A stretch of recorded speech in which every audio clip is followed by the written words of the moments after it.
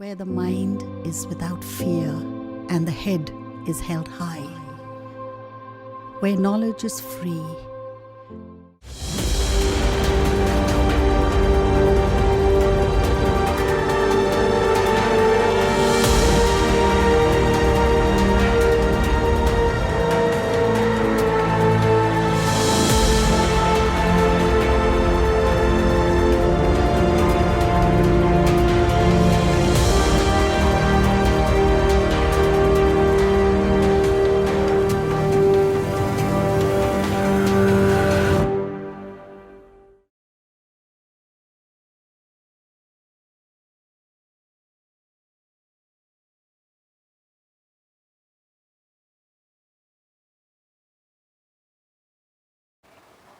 নমস্কার।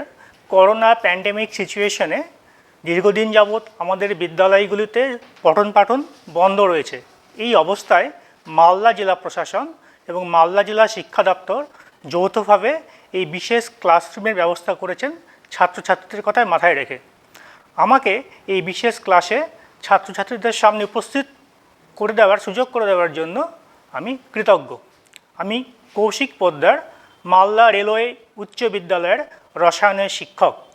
আমি আজকে দ্বাদশ শ্রেণীর একটি গুরুত্বপূর্ণ চ্যাপ্টার, যার নাম তড়িৎ রসায়ন, ইংরেজিতে বলা হয় ইলেকট্রোকেমিস্ট্রি, সেটাই শুরু করতে চলেছি।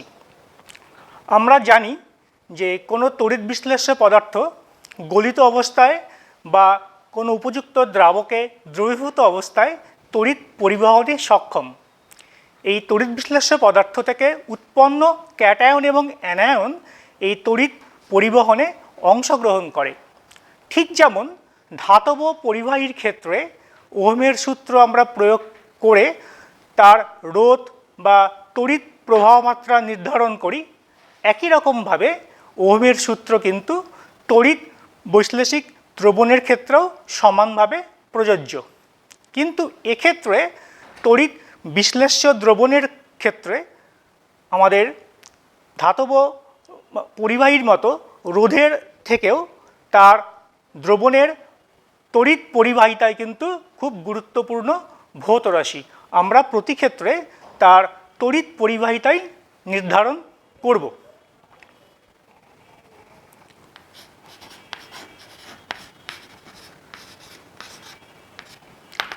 প্রথমেই চলে আসি তড়িৎ বৈশ্লেষিক দ্রবণের পরিবাহিতা কাকে বলে। পরিবাহিতা, যাকে আমরা ইংরেজি এল লেটার দিয়ে চিহ্নিত করি, সেটি রোধের সঙ্গে ব্যস্তানুপাতিক সম্পর্কে যুক্ত। অর্থাৎ কোনো তড়িৎ বৈশ্লেষিক দ্রবণের পরিবাহিতা বলতে সেই দ্রবণের রোধের অনন্যকে বুঝব। সুতরাং রোধের মান যদি কমে তাহলে পরিবাহিতার মান অটোমেটিক্যালি বৃদ্ধি পাবে।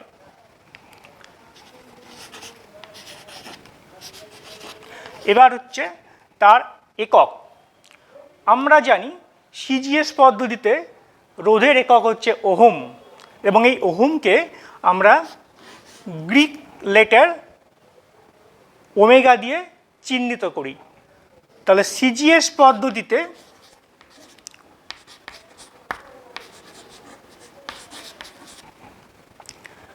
পরিবাহিতার একক হবে ওহম ইনভার্স, বা একে আমরা ল্যামডা ইনভার্স দিয়েও চিহ্নিত করতে পারি, নতুবা ওহম ইনভার্সের ঠিক উল্টো দিক দিয়ে যদি আমরা লেটারগুলো পড়ি তাহলে সেটা দাঁড়ায় মো। তাহলে সিজিএস পদ্ধতিতে কোনো তড়িৎ বৈশ্লেষিক দ্রবণের পরিবাহিতার একক হচ্ছে ওহম ইনভার্স বা ওমেগা ইনভার্স বা মো। আর এসআই পদ্ধতিতে অনুরূপভাবে তার একক হবে সিমেন্স।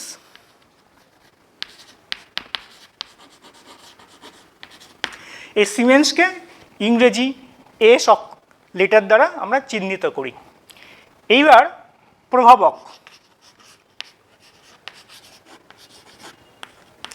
অর্থাৎ তড়িৎ বৈশ্লেষিক দ্রবণের পরিবাহিতা কোন কোন বিষয়ের ওপর নির্ভর করে। আমরা কতকগুলো বিষয় এখানে দেখব। তার মধ্যে একটি হচ্ছে আয়নের সংখ্যা, অর্থাৎ দ্রবণে যত বেশি সংখ্যক আয়ন থাকবে স্বভাবতই সেই দ্রবণের তড়িৎ পরিবহন করার ক্ষমতাও অনেকটাই বেশি হবে। 2 নম্বর যে প্রভাবকটি রয়েছে সেটা হচ্ছে আয়নের আধান,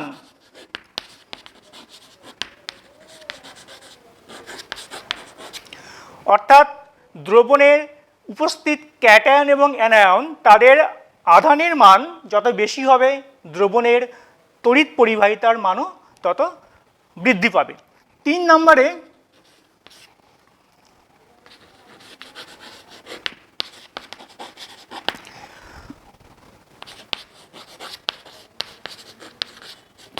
নম্বরে প্রভাবকটি হচ্ছে আয়নের গতিবেগ, অর্থাৎ ক্যাটায়ন এবং অ্যানায়ন তাদের গতিবেগের ওপর কিন্তু পরিবাহিতা নির্ভর করবে।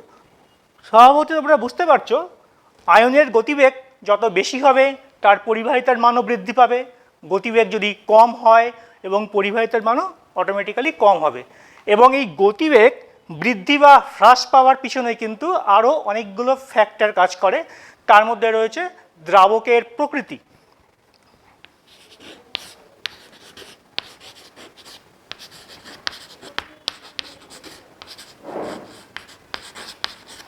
কোনো দ্রাবক যদি উৎপন্ন ক্যাটায়ন এবং অ্যানায়নকে সলভেট করে রাখে অর্থাৎ ঘিরে রাখে তাহলে অটোমেটিক্যালি কী হবে, সেই আয়নের গতিবেগ হ্রাস পাবে এবং দ্রবণের পরিবাহিতাও হ্রাস পাবে। আবার যদি আমরা এমন কোনো আয়ন নেই যে আয়ন উৎপন্ন ক্যাটায়ন বা অ্যানায়নকে সলভেট করার প্রবণতা তার কম, তাহলে কিন্তু আয়নের গতিবেগও অটোমেটিক্যালি বাড়বে এবং দ্রবণের পরিবাহিতাও বৃদ্ধি পাবে। সর্বশেষ প্রভাবকটি হচ্ছে তাপমাত্রা অর্থাৎ উষ্ণতা। এক্ষেত্রে তাপমাত্রা বৃদ্ধি পেলে কিন্তু আয়নের গতিবেগ বৃদ্ধি পায়, অটোমেটিক্যালি দ্রবণের পরিবাহিতাও বৃদ্ধি পাবে। তাহলে তড়িৎ বৈশ্লেষিক দ্রবণের পরিবাহিতা আমরা 5টি বিষয়ের উপর নির্ভর করে সেটা দেখলাম। আয়নের সংখ্যার ওপর, আয়নের আধানের ওপর, আয়নের গতিবেগের ওপর, দ্রাবকের প্রকৃতি এবং উষ্ণতা। এইবার আমরা দেখব যে দ্রবণের পরিবাহিতা আমরা কিভাবে বের করি, কিভাবে নির্ধারণ করি। দ্রবণের পরিবাহিতা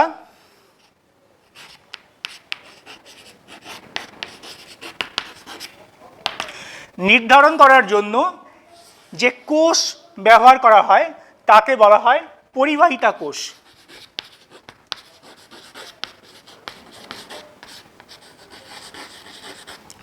এই পরিবাহিতা কোষ তার ভেতরে দুটো প্লাটিনাম ধাতুর তড়িৎদ্বার পরস্পরকে সমান্তরালভাবে রেখে সেই তড়িৎদ্বার দুটোকে প্লাটিনাম তার দ্বারা এই পাত্রের সঙ্গে যুক্ত করা থাকে। আর এই পাত্রের 2 প্রান্তে দুটো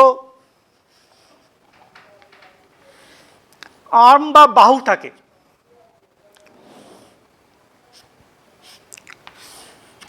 সেই আর্ম বা বাহুর ভেতরে প্লাটিনামের তার আটকানো থাকে পাত্রের সঙ্গে, আর সেই বাহুতে কিন্তু মার্কারি বা পারদ দ্বারা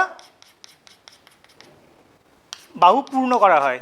অর্থাৎ আমরা এখানে দেখতে পাচ্ছি পারদ রয়েছে, আর এইগুলো হচ্ছে প্লাটিনামের তার। এই দুটো হচ্ছে প্লাটিনামের তৈরি তড়িৎদ্বার।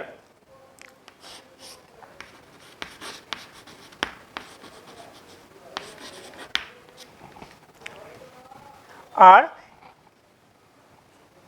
আচ্ছা, তাহলে এটা হচ্ছে পরিবাহিতা কোষ। তাহলে আমরা এই পরিবাহিতা কোষের ভেতরে যে তড়িৎ বিশ্লেষ্য পদার্থের দ্রবণের পরিবাহিতা নির্ধারণ করব, সেই দ্রবণকে এই কোষের ভেতরে রাখবো, নিয়ে তারপর হুইটস্টোন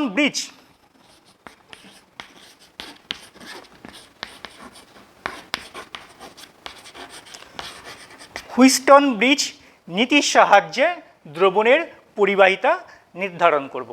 এইভাবেই আমরা যে কোনো তড়িৎ বৈশ্লেষিক দ্রবণের পরিবাহিতা নির্ধারণ করি। মনে রাখবে এই কোষটির নাম কিন্তু পরিবাহিতা কোষ, যাকে ইংরেজিতে বলে কন্ডাক্ট্যান্স সেল। এরপরে এই পরিবাহিতা কোষকে ব্যবহার করে দ্রবণের পরিবাহিতা নির্ধারণ করার সময় আমাদের কিন্তু এসি কারেন্ট ব্যবহার করতে হবে। ডিসি কারেন্ট বা সমপ্রবাহ কিন্তু ব্যবহার করা চলবে না। তার পিছনে যুক্তিটি হচ্ছে, যদি আমরা ডিসি কারেন্ট ব্যবহার করি তাহলে কিন্তু এই তড়িৎ বিশ্লেষ্য পদার্থের কিছুটা অংশের তড়িৎ বিশ্লেষণ ঘটে যাবে। আর এই তড়িৎ বিশ্লেষণ ঘটলে তড়িৎ বিশ্লেষ্য পদার্থের গাঢ়ত্ব কিছুটা হ্রাস পাবে। ফলে এই পরীক্ষার দ্বারা নির্ণীত যে আমরা পরিবাহিতার মান পাবো সেই মানে কিন্তু কিছু ত্রুটি চলে আসবে। এই কারণেই আমরা ডিসি কারেন্টের পরিবর্তে এসি কারেন্টকে ব্যবহার করি পরিবাহিতা কোষে কোনো দ্রবণের পরিবাহিতা নির্ণয়ের সময়। এছাড়াও আরেকটি কারণ আমরা বলতে পারি, যখন এই তড়িৎ বিশ্লেষ্য পদার্থের তড়িৎ বিশ্লেষণের সময় যদি কোনো গ্যাসীয় পদার্থ উৎপন্ন হয়, সেই গ্যাসীয় পদার্থ কিন্তু তোমার পোলারাইজেশন বা ছেদন ক্রিয়ার ফলেও তোমার পরিবাহিতার যে মান নির্ধারিত হবে সেখানে ত্রুটি দেখা দেবে, অর্থাৎ ছেদন ক্রিয়ার দরুনও কিছু পরিমাণ ত্রুটি আমরা পাবো। এই কারণেই পরিবাহিতা কোষে কোনো দ্রবণের পরিবাহিতা নির্ধারণের জন্য আমাদের সর্বদা এসি কারেন্ট ব্যবহার করতে হবে।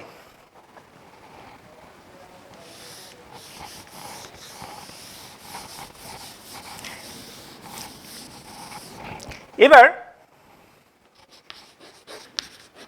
পরিবাহিতা তিন প্রকারের হয়, অর্থাৎ তড়িৎ বৈশ্লেষিক দ্রবণের পরিবাহিতা তিন প্রকারের। প্রথম ভাগটি হচ্ছে আপেক্ষিক পরিবাহিতা,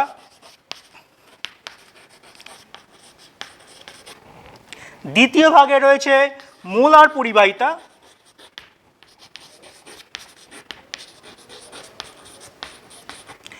এবং তৃতীয় ভাগে রয়েছে তুল্যাঙ্ক পরিবাহিতা। অর্থাৎ দ্রবণের তড়িৎ পরিবাহিতা একটি ভৌত রাশি এবং আমরা কিন্তু এই তড়িৎ পরিবাহিতাকে তিন রকমভাবে উপস্থাপন করতে পারি এবং তিন ক্ষেত্রেরই কিছু অ্যাডভান্টেজ রয়েছে, আবার কিছু ডিসঅ্যাডভান্টেজ রয়েছে। আমরা এই তড়িৎ পরিবাহিতাগুলো এখন একে একে পরপর দেখব। প্রথমেই চলে আসি আমরা আপেক্ষিক পরিবাহিতা।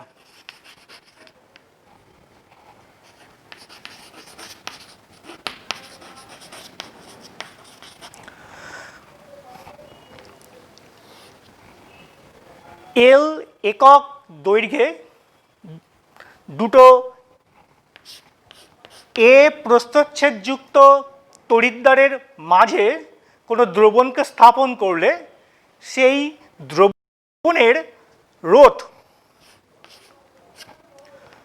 তার মান হবে এটি, অর্থাৎ রোধ এল বাই এর সমানুপাতিক। আমরা এই সমানুপাতিক চিহ্নের পরিবর্তে একটি সমানুপাতিক ধ্রুবক যাকে বলা হয় রো, তোমরা দশম শ্রেণীতেই পড়েছো, রোকে বলা হয় পরিবাহীর রোধাঙ্ক।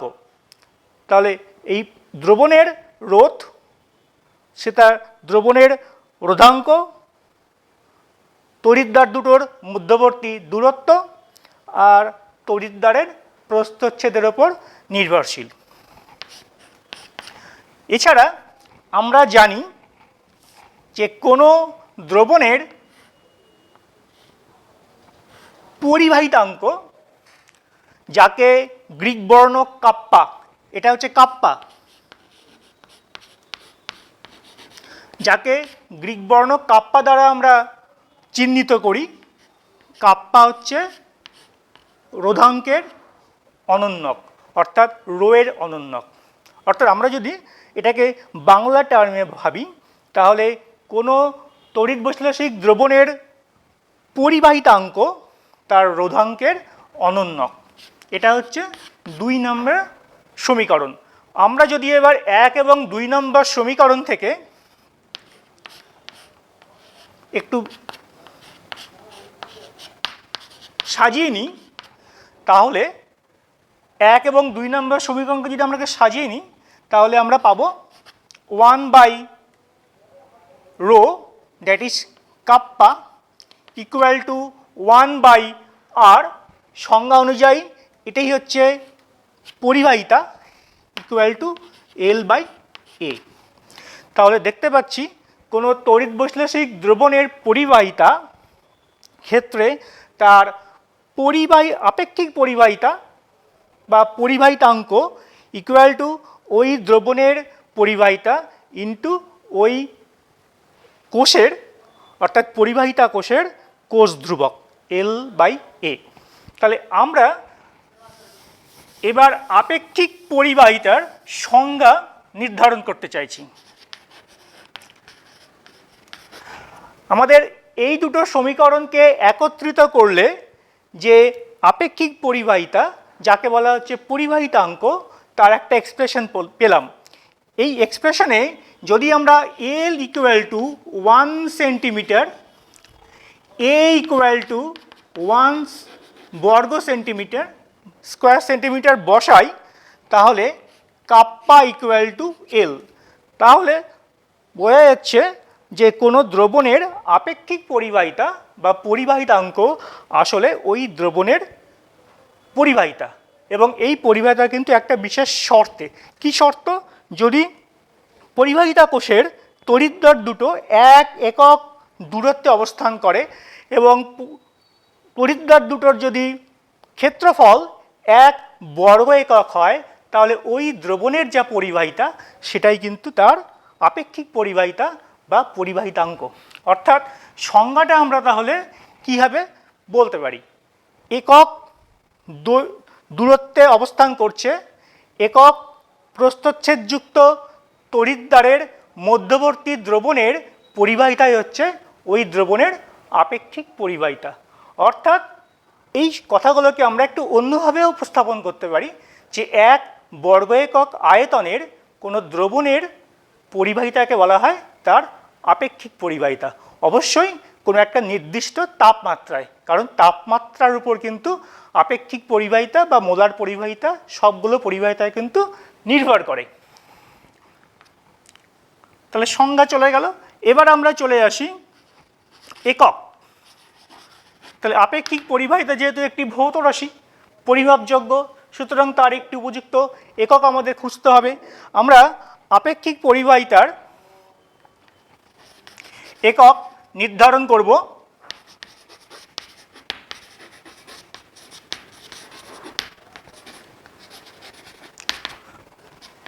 আপেক্ষিক পরিবাহিতার একক ইকুয়াল টু পরিবাহিতার একক ইন্টু দৈর্ঘ্যের একক বা বাই প্রস্থচ্ছেদের একক।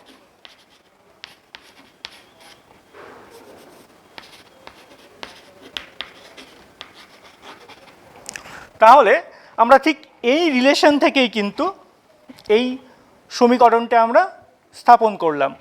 আপেক্ষিক পরিবাহিতার একক ইকুয়াল টু পরিবাহিতার একক গুণন দৈর্ঘ্যের একক বাই প্রস্থচ্ছেদের একক। সিজিএস পদ্ধতি অনুযায়ী আমরা জানি পরিবাহিতার একক ওহম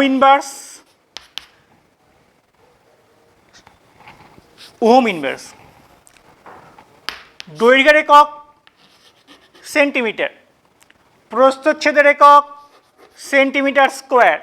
তাহলে সরলীকরণ করলে দাঁড়াচ্ছে ohm inverse by centimeter inverse. তাহলে সিজিএস পদ্ধতিতে কোনো দ্রবণের আপেক্ষিক পরিবাহিতার একক হচ্ছে ওহম ইনভার্স সেন্টিমিটার ইনভার্স। একই রকমভাবে আমরা এসআই পদ্ধতিতেও কোনো দ্রবণের আপেক্ষিক পরিবাহিতার মান পাব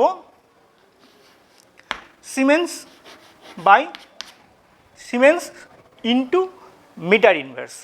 তাহলে আমরা আপেক্ষিক পরিবাহিতা কোনো দ্রবণের তার সিজিএস এবং এসআই এই দুই পদ্ধতিতেই কিন্তু এককগুলো আমরা ডিডিউস করলাম। এবং এই এককগুলোর ক্ষেত্রে কিন্তু আমরা এই চ্যাপ্টারের ক্ষেত্রে বারে বারে বলছি যে আমাদের কিন্তু এই ডিডাকশানটাই জানতে হবে। অনেক সময় হয় কি এককগুলো আমাদের গুলিয়ে যায় বা ভুল হয়ে যেতে পারে। আমরা যদি ডিডিউস করতে শিখে যাই কী করে একটা একককে বের করে আনতে হয়, কি কোন কোন রাশিমালা থেকে সে একক আসবে, তাহলে কিন্তু আমরা যে কোনো সময় যে কোনো পদ্ধতিতে এই এককগুলো আমরা সঠিকভাবে বলতে পারবো। এইবার প্রভাবক।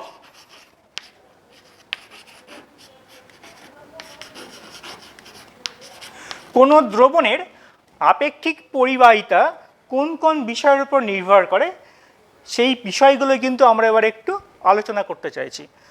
প্রথমের পয়েন্টটা হচ্ছে তড়িৎ বিশ্লেষ্য পদার্থের প্রকৃতি। তার মানে তড়িৎ বিশ্লেষ্য পদার্থ সে যদি বেশি মাত্রায় আয়নিত হতে পারে তাহলে তার আপেক্ষিক পরিবাহিতার মান একরকম হবে। যদি তার আয়নিত হওয়ার প্রবণতা বা ক্ষমতা কম হয় তাহলে আপেক্ষিক পরিবাহিতার মান কম হবে।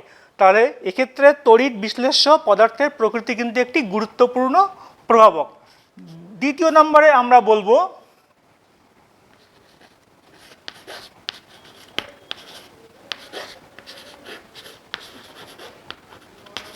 তড়িৎ বিশ্লেষ্য পদার্থের গাঢ়ত্ব। অর্থাৎ যে তড়িৎ বিশ্লেষ্য পদার্থের দ্রবণের আপেক্ষিক পরিবাহিতার কথা বলছি, সেই দ্রবণে সেই পদার্থের গাঢ়ত্বের উপর আপেক্ষিক পরিবাহিতা নির্ভর করবে। বিশ্লেষ্য পদার্থের গাঢ়ত্ব যদি বেশি হয় তাহলে অটোমেটিক্যালি তার আপেক্ষিক পরিবাহিতাও বেশি হবে, আর গাঢ়ত্ব যদি কম হয়, সেখান থেকে প্রাপ্ত আয়নের পরিমাণ যদি কম হয়, তাহলে সেই দ্রবণের আপেক্ষিক পরিবাহিতার মানও কম হবে। তৃতীয় নম্বর হচ্ছে উৎপন্ন আয়নের আকৃতি।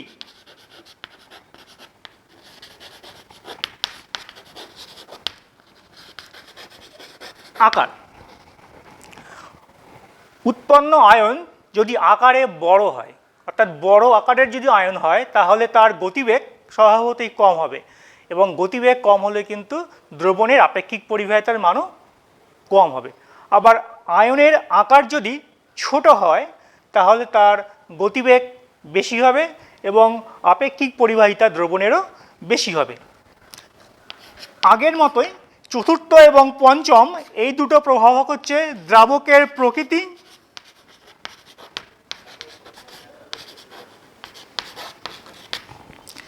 এবং উষ্ণতা।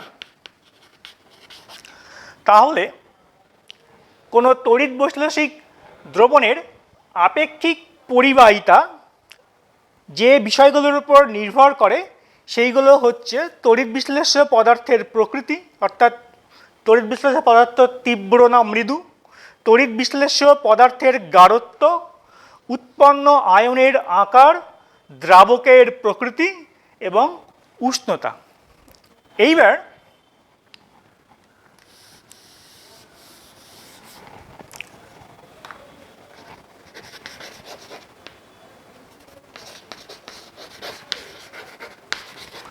আমাদের বিচার্য বিষয় কোষ ধ্রুবক।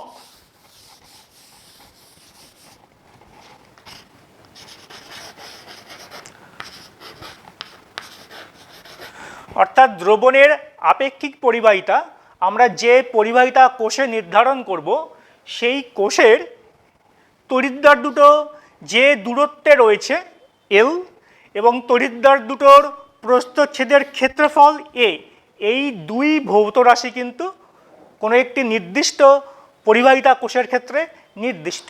সুতরাং এই ভৌত রাশি দুটোর অনুপাত দৈর্ঘ্য, তড়িৎদ্বার দুটোর মধ্যবর্তী দৈর্ঘ্য এবং তড়িৎদ্বারের প্রস্থচ্ছেদের ক্ষেত্রফল, এই দুটো ভৌত রাশির অনুপাতকে বলা হয় কোষ ধ্রুবক। এবং এই কোষ ধ্রুবক কিন্তু কোনো একটি পরিবাহিতা কোষের ক্ষেত্রে ধ্রুবক সংখ্যা।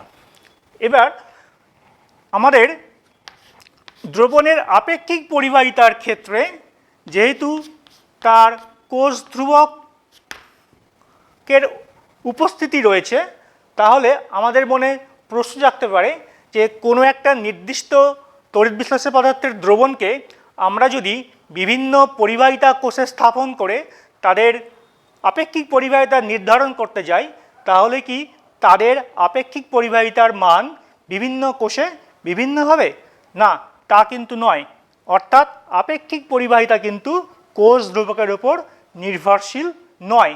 তার মানে কোনো একটি কোষের কোষ ধ্রুবকের মান যদি কম হয়, তাহলে সেই কোষে আমরা দ্রবণকে স্থাপন করে তার পরিবাহিতা যখন নির্ণয় করতে যাব, তার পরিবাহিতার মান কিন্তু বেশি হবে।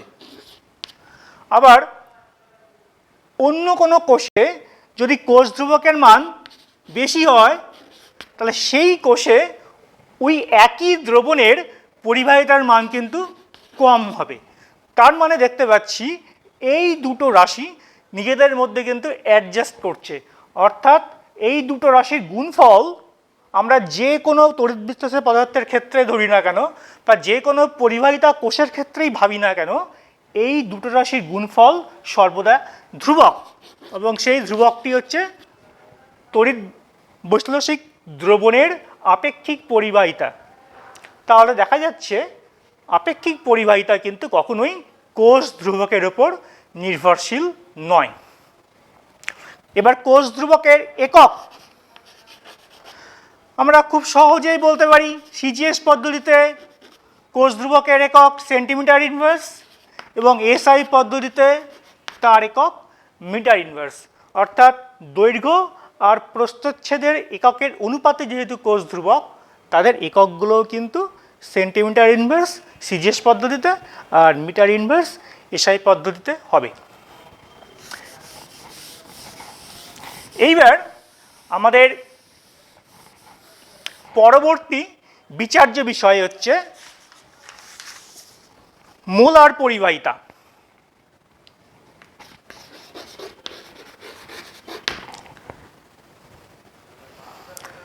তো মোলার পরিবাহিতার সংজ্ঞাটা কিন্তু আমাদের খুব ভালোভাবে সাবধানতার সঙ্গে মুখস্থ করতে হবে। যদিও পরীক্ষায় এই সংজ্ঞা আসার সম্ভাবনা খুবই কম, কিন্তু যদি কখনোই বা আসে, আমরা যাতে সঠিকভাবে উপস্থাপন করতে পারি পরীক্ষার খাতায়, সেদিকে নজর দিতে হবে। এই জন্য আমাদের উচিত এই বারে বারে সংজ্ঞাগুলোকে নিজের মতো করে তৈরি করে সেটাকে লিখে প্র্যাকটিস করা। তো আমি প্রথমে এই মোলার পরিবাহিতার সংজ্ঞাটাই বলছি। কোনো একটি নির্দিষ্ট তড়িৎ বিশ্লেষ্য পদার্থের যে আয়তনের দ্রবণে 1 মোল পরিমাণ তড়িৎ বিশ্লেষ্য পদার্থ দ্রবীভূত করে সেই দ্রবণকে 1 একক দৈর্ঘ্যের ব্যবধানে রাখা সুনির্দিষ্ট আকারের প্রস্থচ্ছেদযুক্ত তড়িৎদ্বারের মাঝখানে রাখলে সেই দ্রবণের যে পরিবাহিতা মান বেরোয়, সেই পরিবাহিতার মান ওই নির্দিষ্ট তাপমাত্রায় ওই নির্দিষ্ট তড়িৎ বিশ্লেষ্য পদার্থের মোলার পরিবাহিতা। সংজ্ঞাটা যেহেতু একটু লেন্দি, অর্থাৎ বড়, আমাদের কিন্তু বারে বারে সেটা ভালো করে বুঝে নিয়ে খাতায় লিখে প্র্যাকটিস করতে হবে।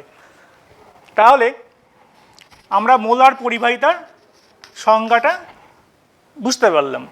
এবার মোলার পরিবাহিতার সঙ্গে আপেক্ষিক পরিবাহিতার কিন্তু একটি সম্পর্ক রয়েছে।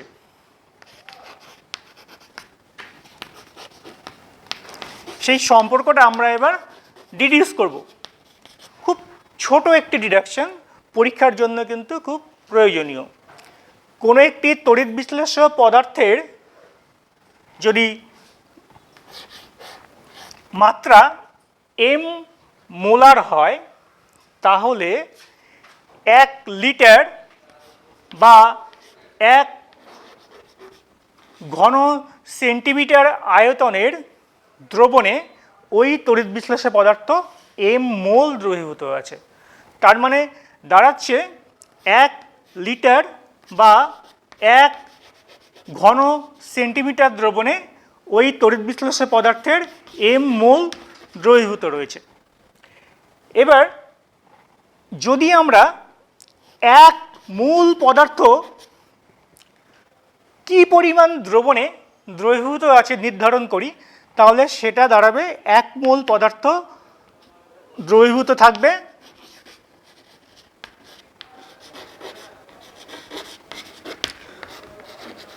1000/m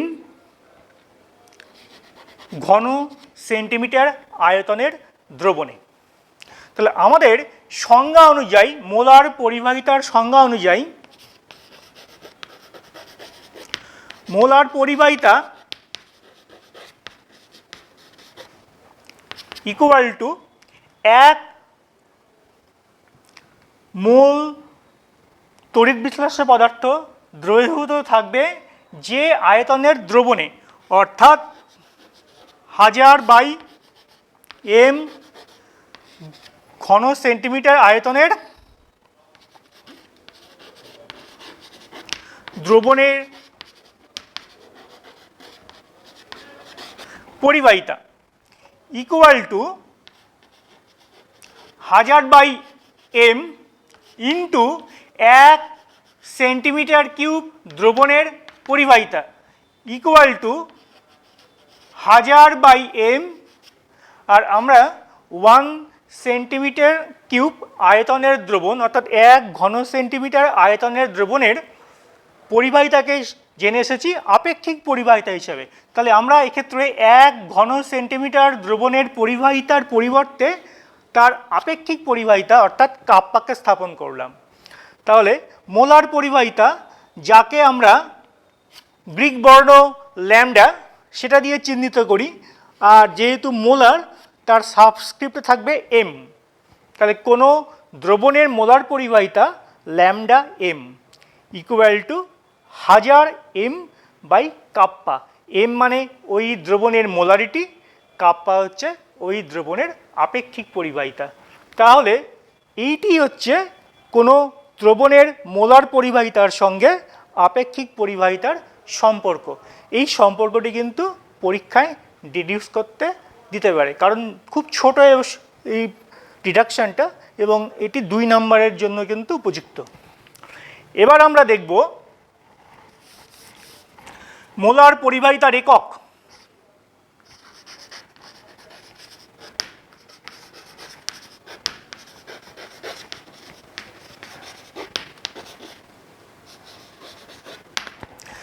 দেখো, মোলার পরিবাহিতার সঙ্গে আপেক্ষিক পরিবাহিতার যে সম্পর্কটা আমরা এর আগেই ডিডিউস করলাম, সেইখান থেকে কিন্তু আমরা মোলার পরিবাহিতার একক বের করে আনতে পারি। কিভাবে? আমরা জানি কোনো দ্রবণের আপেক্ষিক পরিবাহিতার একক হচ্ছে সিজিএস পদ্ধতিতে ওহম ইনভার্স সেন্টিমিটার ইনভার্স। এইবার কোনো দ্রবণের মোলারিটি আমরা প্রকাশ করি মোল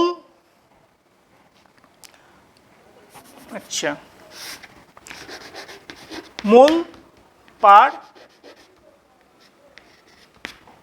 সেন্টিমিটার কিউব। তাহলে এই উপরের একক রাশিমালাটি হচ্ছে দ্রবণের আপেক্ষিক পরিবাহিতার এককের রাশিমালা, আর নিচের রাশিমালাটি হচ্ছে দ্রবণের মোলারিটি তার রাশিমালা। তাহলে এই 2 রাশিমালাকে যদি আমরা সরলীকরণ করি, তাহলে দাঁড়াবে ohm inverse into centimetre square by into mole inverse. এইটি হলো সিজিএস পদ্ধতিতে কোনো দ্রবণের মোলার পরিবাহিতার একক, ohm inverse, centimetre square, mole inverse. একই রকমভাবে আমরা এসআই পদ্ধতিতে যদি কোনো দ্রবণের মোলার পরিবাহিতার একক বলতে চাই, তাহলে সেটি হবে siemens into metre square into mole inverse. তাহলে এই এককগুলো কিন্তু আমাদের খুব সাবধানে ভাবতে হবে, এবং এই এককগুলো পরীক্ষায় শর্ট প্রশ্ন হিসেবে প্রায়শই আসে, এবং অধিকাংশ ক্ষেত্রে কিন্তু ছাত্রছাত্রীরা ভুলগুলো করে।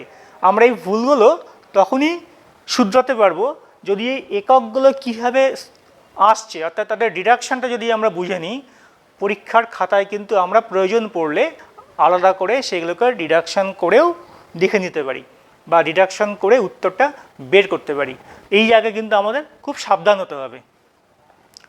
তাহলে আমরা মোলার পরিবাহিতা কাকে বলে জানলাম।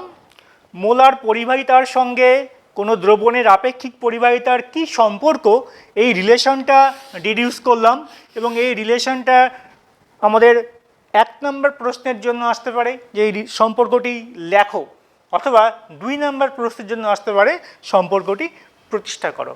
তারপরে দেখলাম মোলার পরিবাহিতার একক এবং সেই একক সিজিএস এবং এসআই দুই পদ্ধতিতে কি করে আমরা ডিডিউস করে আনতে পারি সেটাই কিন্তু এখানে দেখানো হলো। আমাদের চেষ্টা হবে এগুলো বারে বারে একটু প্র্যাকটিস করা। প্র্যাকটিস করলেই কিন্তু এগুলো খুব আমাদের সহজেই আয়ত্তে চলে আসবে। এর পরবর্তী আরও একটি পরিবাহিতা রয়েছে, সেটি হচ্ছে তুল্যাঙ্ক পরিবাহিতা। তাহলে দেখো, তড়িৎ বৈশ্লেষিক দ্রবণের পরিবাহিতা প্রকাশ করার যে 3টি পদ্ধতি রয়েছে, আপেক্ষিক পরিবাহিতা, মোলার পরিবাহিতা, তুল্যাঙ্ক পরিবাহিতা, এদের মধ্যে কিন্তু মোলার পরিবাহিতা এবং তুল্যাঙ্ক পরিবাহিতা এই দুই পরিবাহিতাই কিন্তু বেশি গ্রহণযোগ্য। অর্থাৎ কোনো দ্রবণের ক্ষেত্রে যেহেতু তার গাঢ়ত্বের ব্যাপার চলে আসে, সুতরাং দ্রবণের গাঢ়ত্বের সঙ্গে যেহেতু পরিবাহিতার একটা সম্পর্ক রয়েছে, তাহলে কিন্তু কোনো দ্রবণের পরিবাহিতা অর্থাৎ তড়িৎ বিশ্লেষ্য পদার্থের দ্রবণের পরিবাহিতা প্রকাশ করার ক্ষেত্রে কিন্তু মোলার এবং তুল্যাঙ্ক এই দুই পরিবাহিতাই বেশি ব্যবহৃত হয়। এক্ষেত্রে আপেক্ষিক পরিবাহিতার ব্যবহারটা কিন্তু অনেকটাই কম। তাহলে আমরা এবার ঠিক আগের মতোই তুল্যাঙ্ক পরিবাহিতার সংজ্ঞা, এর সংজ্ঞাটা হুবহু মোলার পরিবাহিতার মতোই, শুধু একটি জায়গায় পরিবর্তন হবে। আমি আবার সংজ্ঞাটা আস্তে আস্তে বলার চেষ্টা করছি, তোমরা একটু বোঝার চেষ্টা করো। কোনো তড়িৎ বিশ্লেষ্য পদার্থের যে আয়তনের দ্রবণে 1 গ্রাম তুল্যাঙ্ক পরিমাণ তড়িৎ বিশ্লেষ্য পদার্থ দ্রবীভূত করে সেই দ্রবণকে একক দূরত্বে অবস্থান করছে এমন নির্দিষ্ট আকারের তড়িৎ দ্বারের মধ্যে স্থাপন করলে ওই দ্রবণের যে পরিবাহিতা নির্ধারিত হয়, সেই পরিবাহিতা ওই নির্দিষ্ট তাপমাত্রায় ওই নির্দিষ্ট তড়িৎ বিশ্লেষ্য পদার্থের তুল্যাঙ্ক পরিবাহিতা। অর্থাৎ মোলার পরিবাহিতা আর তুল্যাঙ্ক পরিবাহিতার সংজ্ঞাটা কিন্তু একদম হুবহু এক, শুধু পার্থক্য হচ্ছে এক ক্ষেত্রে আমরা উল্লেখ করব 1 মোল পদার্থ দ্রবীভূত রয়েছে, আর অন্য ক্ষেত্রে উল্লেখ করব 1 গ্রাম তুল্যাঙ্ক পরিমাণ পদার্থ দ্রবীভূত রয়েছে। ঠিক আগের মতোই তুল্যাঙ্ক পরিবাহিতার সঙ্গে দ্রবণের আপেক্ষিক পরিবাহিতার সম্পর্ক, এই সম্পর্কটা ল্যামডা, বড় হাতের ল্যামডা, অর্থাৎ দ্রবণের আপেক্ষিক পরিবাহিতা। অনেক সময় একে ইকুইভ্যালেন্ট করা হয় আপেক্ষিক পরিবাহিতা বোঝানোর জন্য, ইকুয়াল টু 1000/n, n মানে হচ্ছে দ্রবণের নর্মালিটি, ইন্টু উক্ত দ্রবণের আপেক্ষিক পরিবাহিতা। ঠিক মোলার পরিবাহিতার মতোই কিন্তু তুল্যাঙ্ক পরিবাহিতার এক্সপ্রেশনটা হুবহু এক, শুধু মোলার পরিবাহিতায় যেখানে m রয়েছে অর্থাৎ দ্রবণের মোলারিটি রয়েছে, সেক্ষেত্রে আমরা তুল্যাঙ্ক পরিবাহিতার ক্ষেত্রে m এর পরিবর্তে n কে ব্যবহার করব। তাহলে এই সম্পর্কটাও আমাদের পরীক্ষায় আসে, সম্পর্কটি লেখো অথবা সম্পর্কটি প্রতিষ্ঠা করো। ঠিক মোলার পরিবাহিতার মতোই কিন্তু আমরা তুল্যাঙ্ক পরিবাহিতার ক্ষেত্রেও এই ছোট্ট সম্পর্কটি আমরা ডিডিউস করে আনতে পারি। এইবার একক, ঠিক মোলার পরিবাহিতার মতোই তুল্যাঙ্ক পরিবাহিতার একক কি হবে? একক হবে সিজিএস পদ্ধতিতে ohm inverse centimetre inverse by gram equivalent into centimetre minus cube. ওপরের একক রাশিমালাটি হচ্ছে তার দ্রবণের আপেক্ষিক পরিবাহিতার এককের রাশিমালা, আর নিচেরটি হচ্ছে দ্রবণের নর্মালিটির এককের রাশিমালা। তাহলে এই দুইকে যদি আমরা সরলীকরণ করি তাহলে দাঁড়াবে ohm inverse into centimetre square into gram equivalent inverse. এটি হলো কোনো দ্রবণের তুল্যাঙ্ক পরিবাহিতার সিজিএস পদ্ধতিতে এককের রাশিমালা। ঠিক একই রকমভাবে এসআই পদ্ধতির ক্ষেত্রেও আমরা সেটা লিখতে পারি। সেক্ষেত্রে শুধুমাত্র সেন্টিমিটার স্কোয়ারের পরিবর্তে হবে মিটার স্কোয়ার, অর্থাৎ সেটি দাঁড়াবে ohm inverse into metre square into gram equivalent inverse. তাহলে তুল্যাঙ্ক পরিবাহিতার ক্ষেত্রে আমরা তার সংজ্ঞা জানলাম। তুল্যাঙ্ক কোনো দ্রবণের তুল্যাঙ্ক পরিবাহিতার সঙ্গে আপেক্ষিক পরিবাহিতার সম্পর্কটি লিখলাম এবং প্রয়োজন পড়লে সম্পর্কটি আমাদের প্রতিষ্ঠা করে দেখতে হবে। এবং তৃতীয় পয়েন্ট হচ্ছে তুল্যাঙ্ক পরিবাহিতার একক এবং এককের রাশিমালা কিভাবে আমরা এই পূর্বের সমীকরণ থেকে ডিডিউস করে আনতে পারি সেটা আমরা শিখলাম। এবং এই এককের রাশিমালা কিন্তু আমাদের সিজিএস এবং এসআই এই দুই পদ্ধতিতেই বের করতে হতে পারে।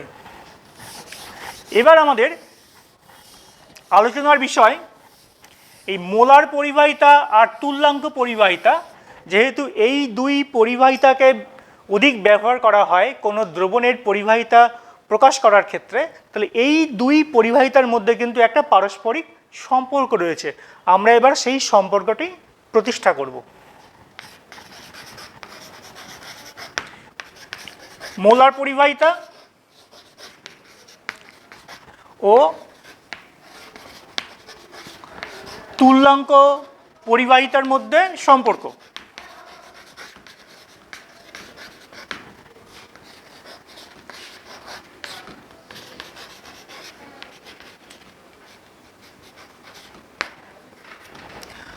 সংজ্ঞা অনুযায়ী আমরা দেখলাম মোলার পরিবাহিতা equal two 1000 m into kappa.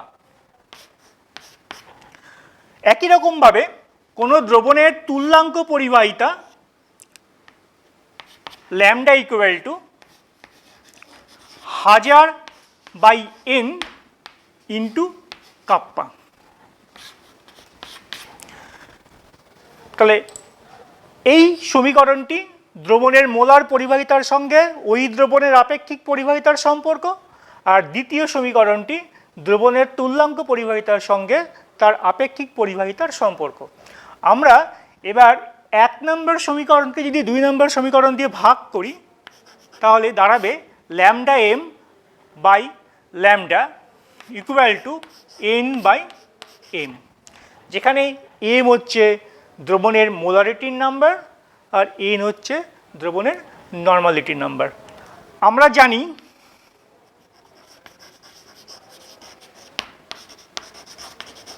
কোনো দ্রবণের n equal to m into Z. Z হচ্ছে কোনো তড়িৎ বিশ্লেষ্য পদার্থ থেকে উৎপন্ন আয়নের, অর্থাৎ আয়ন বলতে হতে পারে ক্যাটায়ন, হতে পারে অ্যানায়ন, ক্যাটায়ন বা অ্যানায়নের মোট যোজ্যতা। তাহলে যেটা দাঁড়ালো আমরা lambda m by lambda equal to n এর পরিবর্তে আমরা এবার বসাবো m into Z by m equal to Z, বা lambda m equal to Z into lambda. তার মানে কোনো দ্রবণের মোলার পরিবাহিতা তার তুল্যাঙ্ক পরিবাহিতার সঙ্গে জেডের গুণফল। এই সমীকরণটা বা এই রিলেশনটা আমরা দুটো এক্সাম্পল নিয়ে আরও ভালো করে বোঝার চেষ্টা করি। ধরে নাও তড়িৎ বিশ্লেষে পদার্থটি সোডিয়াম ক্লোরাইড। সোডিয়াম ক্লোরাইডের ক্ষেত্রে তার আণবিক ভর বা সংকেত ভর তার তুল্যাঙ্ক ভরের সঙ্গে সমান। এক্ষেত্রে lambda M sodium chloride equal to lambda of sodium chloride. তার মানে সোডিয়াম ক্লোরাইড দ্রবণের ক্ষেত্রে তার মোলার পরিবাহিতার মান তার তুল্যাঙ্ক পরিবাহিতার মানের সঙ্গে সমান। কেন সমান? কারণ সোডিয়াম ক্লোরাইডের ক্ষেত্রে প্রাপ্ত সোডিয়াম আয়নের মোট যোজ্যতা হচ্ছে 1, সুতরাং এক্ষেত্রে জেডের মান 1, আর এই জন্যই কিন্তু তার সংকেত ভর আর তুল্যাঙ্ক ভর সমান। এই কারণেই তার মোলার পরিবাহিতা এবং তুল্যাঙ্ক পরিবাহিতার মানও কিন্তু সমান। এবার আমরা যদি সোডিয়াম ক্লোরাইডের পরিবর্তে ব্যবহার করি অ্যালুমিনিয়াম সালফেট এই তড়িৎ বিশ্লেষ্য পদার্থটি, তাহলে এক্ষেত্রে am not equal to N, অর্থাৎ অ্যালুমিনিয়াম সালফেটের সংকেত ভর তার তুল্যাঙ্ক ভরের সঙ্গে কখনো সমান হতে পারে না। কেন হতে পারে না? কারণ অ্যালুমিনিয়াম সালফেট থেকে প্রাপ্ত ক্যাটায়ন তার মোট যোজ্যতা 6। কী করে 6 হলো? অ্যালুমিনিয়ামের চার্জ +3 এবং একটি অ্যালুমিনিয়াম সালফেট অণু থেকে প্রাপ্ত অ্যালুমিনিয়াম ক্যাটায়নের সংখ্যা 2, তাহলে 2 × 3 দ্যাট ইজ 6। তাহলে আমরা দেখতে পাচ্ছি অ্যালুমিনিয়াম সালফেটের ক্ষেত্রে তার সংকেত ভর এবং তুল্যাঙ্ক ভর সমান নয়। তাহলে আমরা বলতে পারি অ্যালুমিনিয়াম সালফেটের ক্ষেত্রে তার মোলার পরিবাহিতা আর তুল্যাঙ্ক পরিবাহিতা কিন্তু সমান হবে না। আচ্ছা, যদি সমান না হয় তাহলে তাদের মধ্যে সম্পর্কটি কী হবে? তাহলে সম্পর্কটি আমরা ঠিক এই সমীকরণ থেকেই উপস্থাপন করতে পারি। কী হবে সম্পর্কটি? সম্পর্কটি হবে তার মোলার পরিবাহিতা ইকুয়াল টু 6 গুণন তার তুল্যাঙ্ক পরিবাহিতা। এই 6 এই মানটি এলো জেডের পরিবর্তে, অর্থাৎ জেড মানে হয় অ্যালুমিনিয়াম বা সালফেট এই আয়ন দুটোর মোট যোজ্যতার পরিমাণ। আমরা যদি অ্যালুমিনিয়াম আয়ন ধরি বা সালফেট আয়ন ধরি, উভয় ক্ষেত্রে কিন্তু আমাদের জেডের মান দাঁড়াবে 6। তাহলে দেখতে পাচ্ছি অ্যালুমিনিয়াম সালফেট এই তড়িৎ বিশ্লেষ্য পদার্থের ক্ষেত্রে তার দ্রবণের মোলার পরিবাহিতার মান তার তুল্যাঙ্ক পরিবাহিতার মানের 6 গুণ। তাহলে আমরা এইভাবে যে কোনো তড়িৎ বিশ্লেষ্য পদার্থের দ্রবণের ক্ষেত্রে তার মোলার পরিবাহিতা আর তুল্যাঙ্ক পরিবাহিতার মধ্যে কিন্তু সম্পর্ক বের করে আনতে পারি ঠিক এই সূত্রের সাহায্যে। Lambda M equal to Z into lambda. এর পরবর্তী বিষয় আমাদের তাহলে আমরা এখনো পর্যন্ত কি কি দেখলাম, এবার একটু আমরা পিছনের দিকে ঘুরে তাকাই। দেখলাম দ্রবণের পরিবাহিতা 3 ভাবে প্রকাশ করতে পারি, আপেক্ষিক পরিবাহিতা, মোলার পরিবাহিতা এবং তুল্যাঙ্ক পরিবাহিতা। আমরা প্রত্যেক প্রকারের পরিবাহিতা কাকে বলে সেটা দেখলাম, তাদের একক দেখলাম, তাদের এক্সপ্রেশন দেখলাম এবং কোন কোন বিষয়ের উপর নির্ভর করে তাও দেখলাম। সর্বশেষে দেখলাম মোলার পরিবাহিতার সঙ্গে আপেক্ষিক পরিবাহিতার সম্পর্কটি। এবার আমাদের বিষয়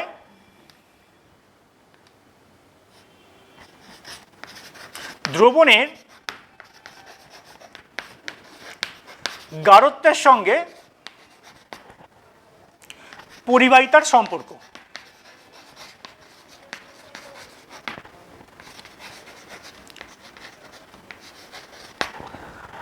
আমরা আগেই বলেছি যে তড়িৎ বিশ্লেষ্য পদার্থের দ্রবণের গাঢ়ত্বের ওপর ওই দ্রবণের পরিবাহিতা নির্ভর করে। এবার আমরা কীভাবে নির্ভর করে সেটি বোঝার চেষ্টা করব। তো আমরা প্রথমে আপেক্ষিক পরিবাহিতাটা দেখব।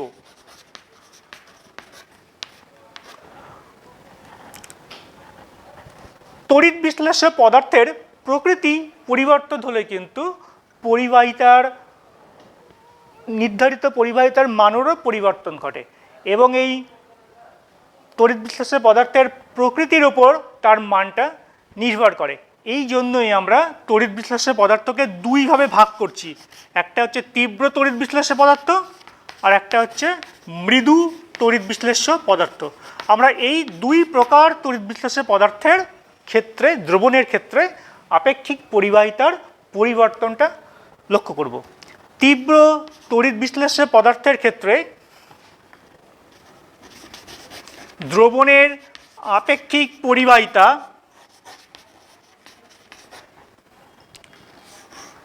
তার দ্রবণের গাঢ়ত্বের সঙ্গে সমানুপাতিক। তার মানে দ্রবণের গাঢ়ত্ব বৃদ্ধি করলে আপেক্ষিক পরিবাহিতা বৃদ্ধি পাবে, বা গাঢ়ত্ব হ্রাস করলে আপেক্ষিক পরিবাহিতা হ্রাস পাবে। এটা তো আমাদের গাণিতিক সমীকরণ গেল। এবার আমরা ব্যাপারটা আণবিক স্তরে বোঝার চেষ্টা করি, কেন গাঢ়ত্ব বৃদ্ধি করলে আপেক্ষিক পরিবাহিতা বৃদ্ধি পাবে। এইবার তড়িৎ বিশ্লেষ্য পদার্থে যদি গাঢ়ত্ব বৃদ্ধি পায়, তাহলে সেই পদার্থ থেকে উৎপন্ন ক্যাটায়ন অ্যানায়নের সংখ্যা বাড়বে, অর্থাৎ একক আয়তনে দ্রবণের আয়নের সংখ্যা বৃদ্ধি পাবে। আর আয়নের সংখ্যা বৃদ্ধি পেলেই কিন্তু আপেক্ষিক পরিবাহিতার মানটাও বৃদ্ধি পাবে। এই কারণেই তীব্র তড়িৎ বিশ্লেষ্য পদার্থের ক্ষেত্রে দ্রবণের গাঢ়ত্বের বৃদ্ধি ঘটলে আপেক্ষিক পরিবাহিতার মান বৃদ্ধি পায়। এবার আমরা দেখব লঘু তড়িৎ বিশ্লেষ্য পদার্থের ক্ষেত্রে সম্পর্কটি কেমন। এক্ষেত্রেও আপেক্ষিক পরিবাহিতা নির্ভর করবে দ্রবণের গাঢ়ত্বের সঙ্গে সমানুপাতিক হারে। অর্থাৎ তার কারণটা তাহলে কি? এই কারণটা কিন্তু অনেকটাই তীব্র তড়িৎ বিশ্লেষ্য পদার্থের মতোই। আপেক্ষিক পরিবাহিতার ক্ষেত্রে লঘু তড়িৎ বিশ্লেষ্য পদার্থের ক্ষেত্রেও দেখতে পাচ্ছি দ্রবণের গাঢ়ত্বের সঙ্গে আপেক্ষিক পরিবাহিতার সম্পর্কটা সমানুপাতিক। তো এক্ষেত্রে কারণটা একই রকম। লঘু তড়িৎ বিশ্লেষ্য পদার্থের ক্ষেত্রে দ্রবণের গাঢ়ত্ব বাড়লে তার আয়নায়ন ক্ষমতা হ্রাস পায়, আর আয়নায়ন ক্ষমতা হ্রাস পেলে কিন্তু দ্রবণে ক্যাটায়ন অ্যানায়নের সংখ্যাও হ্রাস পাবে। কিন্তু এই ক্যাটায়ন অ্যানায়নের সংখ্যা হ্রাস পাওয়ার দরুন তার পরিবাহিতা যে পরিমাণ হ্রাস পায়, বরঞ্চ তার তুলনায় তার গাঢ়ত্ব বৃদ্ধির দরুন উৎপন্ন ক্যাটায়ন অ্যানায়নের সংখ্যা একক আয়তন দ্রবণে বৃদ্ধি পাওয়ার ফলেই কিন্তু এক্ষেত্রেও গাঢ়ত্বের সঙ্গে আপেক্ষিক পরিবাহিতার সম্পর্কটা সমানুপাতিক। অর্থাৎ গাঢ়ত্ব বৃদ্ধি পেলে আপেক্ষিক পরিবাহিতাও বৃদ্ধি পাবে। এবার আমরা আপেক্ষিক পরিবাহিতা ছাড়াও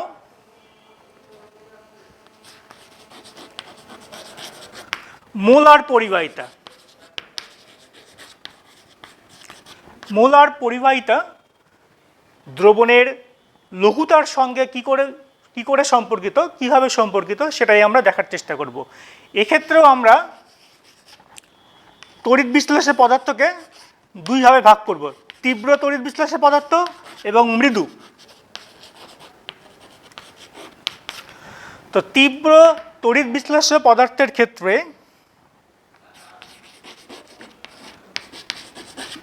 দ্রবণের মোলার পরিবাহিতা উক্ত দ্রবণের লঘুতার সঙ্গে সমানুপাতিক। তার মানে লঘুতা বৃদ্ধি পেলে মোলার পরিবাহিতাও বৃদ্ধি পাবে। এইবার আমাদের তার কারণটা বুঝতে হবে। এক্ষেত্রে তীব্র তড়িৎ বিশ্লেষ্য পদার্থের ক্ষেত্রে পদার্থ থেকে উৎপন্ন ক্যাটায়ন অ্যানায়নের সংখ্যা অনেক বেশি হয়, এবং ক্যাটায়ন এবং অ্যানায়নগুলো তারা পরস্পরের খুব কাছাকাছি থাকার ফলে তাদের মধ্যেকার আকর্ষণ বল আয়নের গতিবেগে বাধা সৃষ্টি করে। তার দরুন তীব্র তড়িৎ বিশ্লেষ্য পদার্থের ক্ষেত্রে কিন্তু মোলার পরিবাহিতার মান সাধারণত কম হয়। এবার যদি আমরা সেই দ্রবণের লঘুতা বৃদ্ধি করি, তার ফলে উৎপন্ন আয়নগুলোর মধ্যে দ্রাবকের মলিকিউল চলে আসায় তাদের মধ্যবর্তী দূরত্ব বৃদ্ধি পাবে, ফলে ক্যাটায়ন অ্যানায়নের আকর্ষণ বল হ্রাস পাবে। তার ফলে ক্যাটায়ন অ্যানায়নের কিন্তু গতিবেগ বৃদ্ধি পাবে। এই গতিবেগ বৃদ্ধি পাওয়ার ফলেই লঘুতাপ বৃদ্ধির ফলে কোনো দ্রবণের মোলার পরিবাহিতার মান বৃদ্ধি পায়। মৃদু তড়িৎ বিশ্লেষ্য পদার্থের ক্ষেত্রে ঘটনাটা একই রকম হলেও তার কারণটা কিন্তু আলাদা।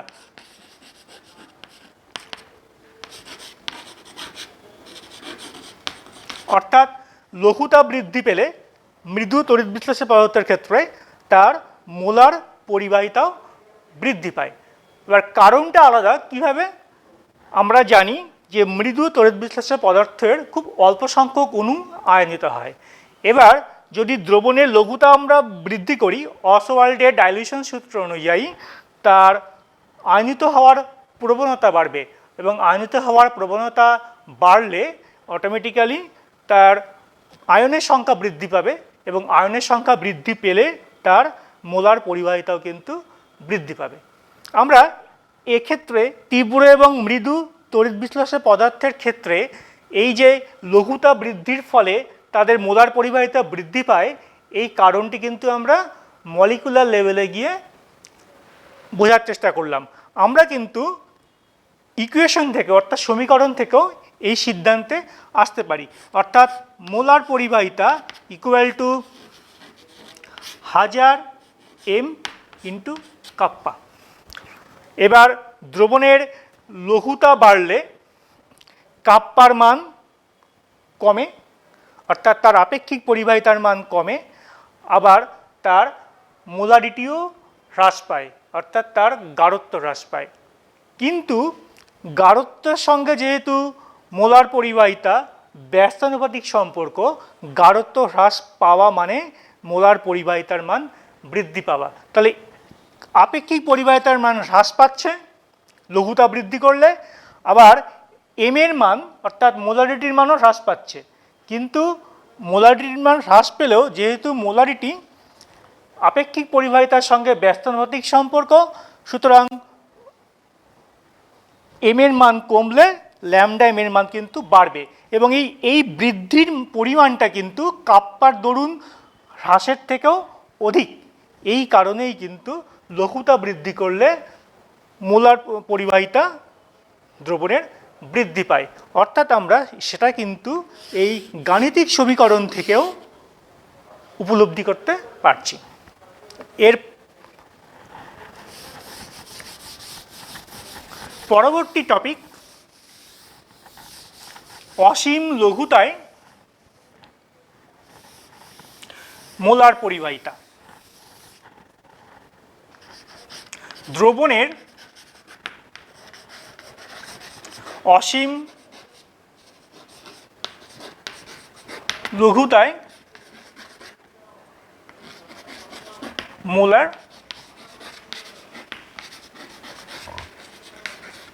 পরিবাহিতা। অসীম লঘুতা এই শব্দের অর্থ কী?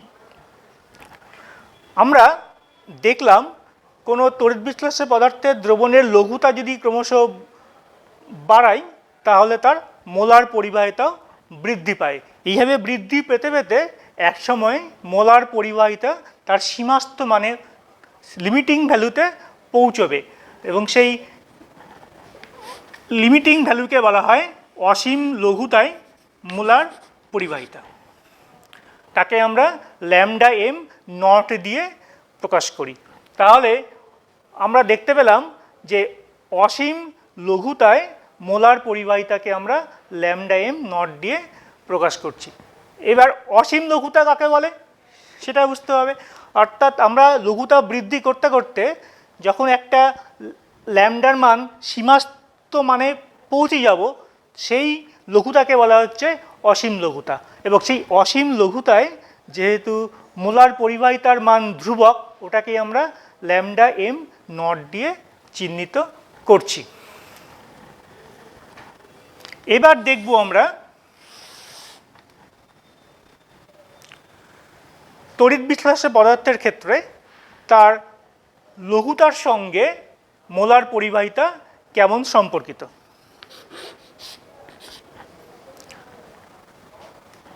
গাঢ়ত্বের বর্গ, যদি আমরা গাঢ়ত্বকে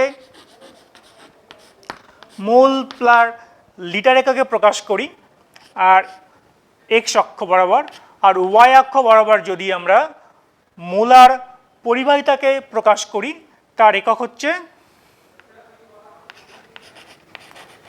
ওহম ইনভার্স, সেন্টিমিটার ইনভার্স, মোল ইনভার্স। তাহলে আমরা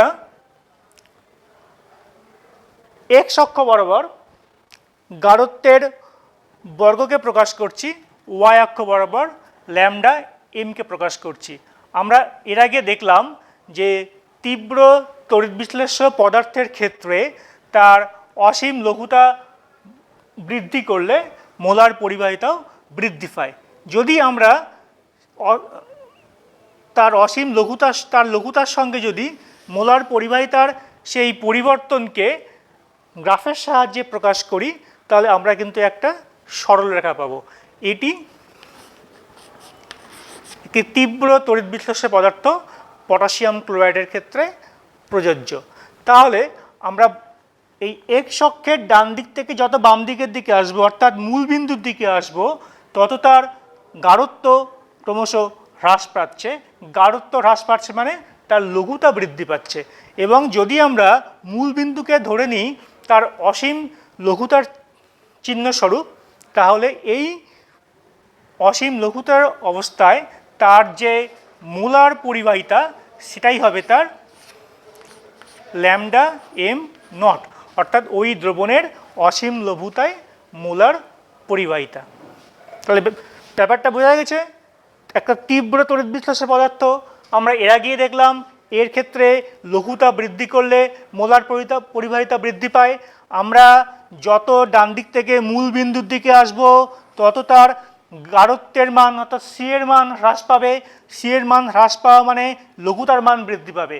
এই বৃদ্ধি পেতে পেতে যখন আমরা মূল বিন্দুতে এসে পৌঁছবো সেক্ষেত্রে কিন্তু আমরা অবশ্যই তার পরিবাহিতার মান ক্রমশ বৃদ্ধি পেতে পেতে ঠিক এই জায়গায় গিয়ে ল্যামডা এম অক্ষকে ছেদ করছে। তাহলে এই মানটি হচ্ছে ওই তড়িৎ বিশ্লেষ্য পদার্থের অর্থাৎ তীব্র তড়িৎ বিশ্লেষ্য পদার্থের ল্যামডা এম নট অর্থাৎ অসীম লঘুতায় মোলার পরিবাহিতা। তাহলে এইভাবেই কিন্তু আমরা পরীক্ষা থেকে কোনো তীব্র তড়িৎ বিশ্লেষ্য পদার্থের ল্যামডা এম নট এর মান অর্থাৎ অসীম লঘুতায় মোলার পরিবাহিতার মান সরাসরি প্রত্যক্ষভাবে নির্ধারণ করতে পারি। এইবার আমরা একটি মৃদু তড়িৎ বিশ্লেষ্য পদার্থ দিলাম, সেটি হচ্ছে অ্যাসিটিক অ্যাসিড। তাহলে এই অ্যাসিটিক অ্যাসিড দ্রবণের ক্ষেত্রে তার মোলার পরিবাহিতার মান লঘুতার সঙ্গে কিরূপ পরিবর্তিত হয় যদি আমরা সেটা গ্রাফের সাহায্যে রিপ্রেজেন্ট করি তাহলে গ্রাফটা হবে ঠিক এইরকম, অর্থাৎ সরল রৈখিক নয়, তীব্র তড়িৎ বিশ্লেষ্য পদার্থের মতো। তার মানে আমরা যত সেই দ্রবণের গাঢ়ত্বের মান হ্রাস করব অর্থাৎ যত মূলবিন্দুর দিকে আসব তত কিন্তু তার মোলার পরিবাহিতার মান ক্রমশ বৃদ্ধি পাচ্ছে। ক্রমশ বৃদ্ধি পেলেও এটি কখনোই কিন্তু মোলার পরিবাহিতা একককে ছেদ করবে না। তার মানে আমরা এক্ষেত্রে ল্যামডা জিরো এম অর্থাৎ অসীম লঘুতায় মোলার পরিবাহিতার মান সরাসরি পরীক্ষালব্ধ মান থেকে বের করতে পারবো না, যেহেতু এই গ্রাফটি ল্যামডা এম অক্ষকে কখনোই ছেদ করবে না। তাহলে এক্ষেত্রে আমরা ল্যামডা এম নট অর্থাৎ অসীম লঘুতায় মোলার পরিবাহিতার মান পাবো কীভাবে? এক্ষেত্রে আমাদের একটি বিকল্প পথ রয়েছে একটি সূত্র প্রয়োগ করে, সেটি হচ্ছে কোলরসের সূত্র। তাহলে এক্ষেত্রে আমাদের পরীক্ষায় কিন্তু তীব্র বা মৃদু, আমরা যদিও দুটো স্পেসিফিক একটা তীব্র আর একটা মৃদু তড়িৎ বিশ্লেষ্য পদার্থকে চুজ করেছি, এই গ্রাফ দুটোর নিচার কিন্তু সকল পদার্থের ক্ষেত্রে অর্থাৎ তীব্রর ক্ষেত্রে সরলরৈখিক আর মৃদুর ক্ষেত্রে এই ধরনের একটা কার্ভ আমরা কিন্তু সবার ক্ষেত্রে একই রকমই পাবো। কোলরসের সূত্র যাওয়ার আগে আমাদের একটি নতুন ভৌত রাশি, সেটি হচ্ছে মোলার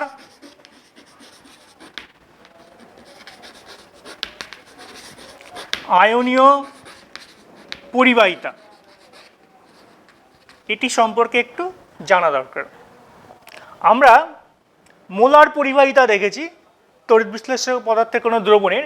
এবার সেই দ্রবণ যেহেতু আয়ন তৈরি করবে, এবার এই আয়নরা যেহেতু তড়িৎ পরিবহন করে, তাহলে কোনো একটি তড়িৎ বিশ্লেষক পদার্থ থেকে প্রাপ্ত কোনো 1 মোলার আয়ন দিয়ে তৈরি কোনো দ্রবণের পরিবাহিতাই হচ্ছে তার মোলার আয়নীয় পরিবাহিতা। তো কোলরাসের সূত্র কি?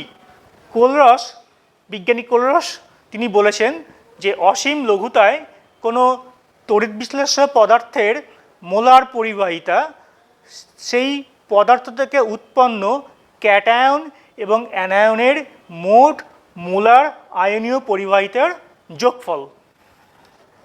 তাহলে এটি হচ্ছে কোলরাসের সূত্রের বিবৃতি। পরীক্ষায় কিন্তু এই বিবৃতিটা আসে এবং বিবৃতিটা কিন্তু অনেক সরল রূপ। এবার আমরা ব্যাখ্যা,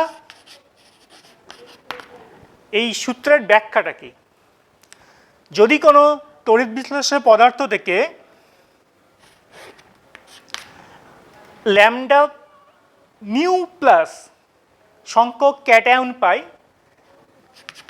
অর্থাৎ ক্যাটায়নের সংখ্যা নিউ প্লাস এবং নিউ মাইনাস সংখ্যক অ্যানায়ন পাই,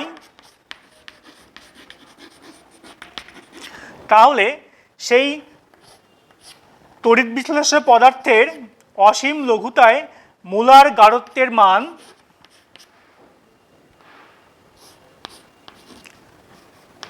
ক্যাটায়নের মোট আয়নীয় পরিবাহিতার মান তার সঙ্গে অ্যানায়নের মোট আয়নীয় পরিবাহিতার মানের যোগফলের সঙ্গে সমান হবে। অর্থাৎ মোলার পরিবাহিতার ক্ষেত্রে ক্যাটায়নের পরিবাহিতা, ক্যাটায়নের মোলার পরিবাহিতা এবং অ্যানায়নের মোলার পরিবাহিতা, অর্থাৎ ক্যাটায়নের অবদান আর অ্যানায়নের অবদান উভয়ের অবদান নিয়েই ওই তড়িৎ বিশ্লেষক পদার্থের মোলার পরিবাহিতা অসীম লঘুতায়। এটি হচ্ছে কোলরাসের সূত্রের ব্যাখ্যা। আমরা এই ব্যাখ্যাটা যদি আরও দু একটি স্পেসিফিক এক্সাম্পল নিয়ে দেখি তাহলে আমরা বুঝতে পারবো। সোডিয়াম ক্লোরাইড, এর ক্ষেত্রে অসীম লঘুতায় মোলার পরিবাহিতার মান হবে সোডিয়াম আয়নের মোলার আয়নীয় পরিবাহিতা আর ক্লোরাইড অ্যানায়নের মোলার আয়নীয় পরিবাহিতার যোগফলের সঙ্গে সমান। এবার যদি আমরা সোডিয়াম ক্লোরাইডের পরিবর্তে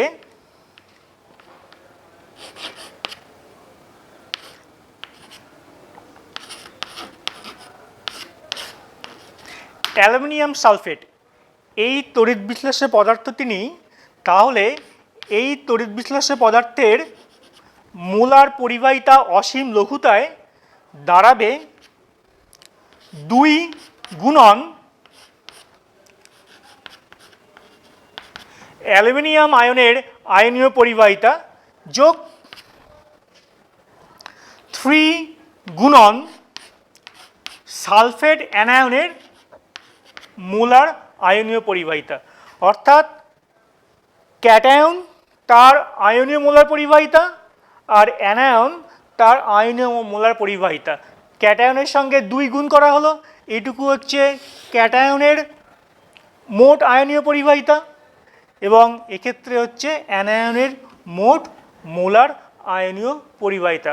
অর্থাৎ ক্যাটায়ন এবং অ্যানায়ন উভয়ের মোট অবদানই হচ্ছে ওই তড়িৎ বিশ্লেষক পদার্থের অসীম লঘুতায় মোলার পরিবাহিতা। তাহলে আমরা দুটো এই এক্সাম্পল নিয়ে কিন্তু কোলরাসের সূত্রের বিবৃতিটাই স্থাপন করলাম।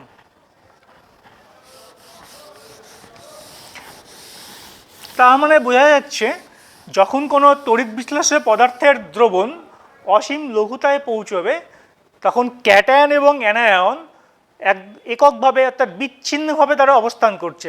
অর্থাৎ ক্যাটায়নে অ্যানায়নের কোনো প্রভাব থাকছে না বা অ্যানায়নের ক্ষেত্রে ক্যাটায়নের কোনো প্রভাব থাকছে না, অর্থাৎ তারা স্বাধীনভাবে কিন্তু অবস্থান করছে। এই জন্যই এক্ষেত্রে কিন্তু আমরা আয়নগুলোর অর্থাৎ তড়িৎ বিশ্লেষক পদার্থ থেকে প্রাপ্ত আয়নগুলোর কিন্তু স্বাধীন বিচরণ উপলব্ধি করছি। এবার আমাদের দেখব যে এই কোলরাসের সূত্র প্রয়োগ করে আমরা কিভাবে একটি মৃদু তড়িৎ বিশ্লেষ্য পদার্থের ক্ষেত্রে অসীম লঘুতায় মোলার পরিবাহিতা বের করা যায়। যেমন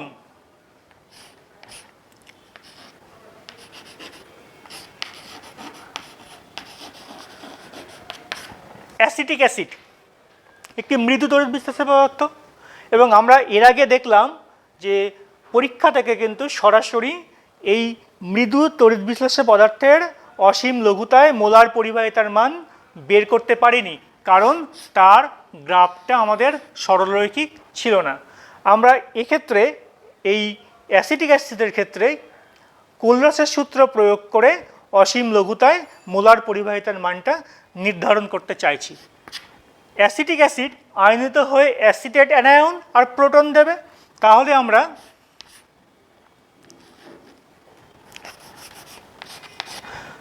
আমরা অ্যাসিটেট অ্যানায়নের মোলার আয়নীয় পরিবাহিতা যোগ প্রোটনের মোলার আয়নীয় পরিবাহিতার যোগ করলেই কিন্তু অ্যাসিটিক অ্যাসিডের তোমার অসীম লঘুতায় মোলার পরিবাহিতা পাবো। এবার আমরা এই দুটো অবদানকে একটু ঘুরিয়ে লিখব। কিভাবে?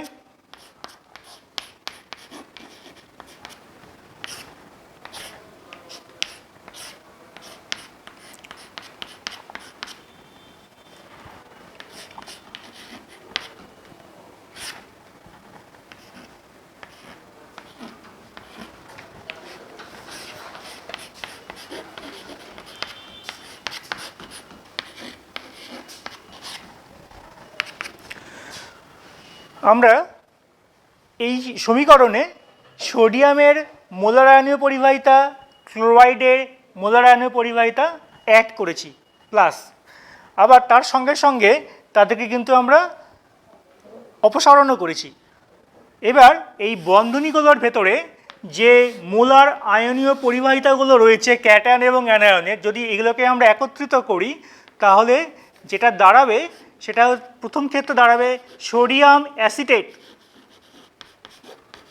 এটি কিন্তু একটি তীব্র তড়িৎ বিশ্লেষ্য পদার্থ, কারণ এটি একটি লবণ, তার মোলার পরিবাহিতা যোগ হাইড্রোজেন এবং ক্লোরাইড, এই দুটো ক্যাটায়ন এবং অ্যানায়নের মোলার আয়নীয় পরিবাহিতার যোগফল যেটা দাঁড়াবে সেটা হচ্ছে HCl, যেটা কিনা একটা তীব্র তড়িৎ বিশ্লেষ্য পদার্থ, তার অসীম লঘুতায় মোলার পরিবাহিতা মাইনাস তৃতীয় বন্ধনীর ভেতরে যেটা রয়েছে আমরা একই রকমভাবে লিখতে পারি সোডিয়াম ক্লোরাইড, যেটাও একটা তীব্র তড়িৎ বিশ্লেষ্য পদার্থ, তার অসীম লঘুতায় মোলার পরিবাহিতা।